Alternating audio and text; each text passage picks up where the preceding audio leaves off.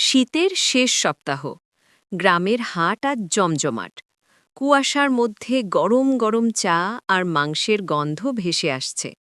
হরিপদ কাকু বললেন, শুনেছিস নিতাই, আজ কিন্তু শেষ শীতের মাংস, আজ জমিয়ে রান্না হবে। নিতাই কাকু গামছা কাঁধে দিয়ে বলল, আজ খাসির মাংস না হলে মানই থাকবে না। ওদিকে গোপাল মাংসওয়ালা হাঁক দিচ্ছে, এই যে তাজা খাসি, শেষ দিনের স্পেশাল দাম। কমলা কাকিমা এগিয়ে এসে বললেন, গোপাল, একটু কমাও তো, আমরা কিন্তু নিয়মিত ক্রেতা।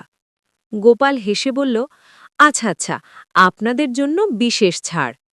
হঠাৎ নিতাই কাকু পকেটে হাত দিয়ে চমকে উঠল, ওরে বাবা, আমি তো টাকা আনতেই ভুলে গেছি।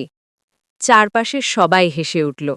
হরিপদ কাকু বললেন, চিন্তা করিস না, আজকের রান্না পুরো গ্রামের জন্য, সবাই মিলে খাব। সন্ধ্যায় আগুনের পাশে বড় হাঁড়িতে মাংস ফুটতে লাগল। শীত শেষ হয়ে গেলেও গ্রামের ভালোবাসা আর একতার উষ্ণতা রয়ে গেল সবার মধ্যে।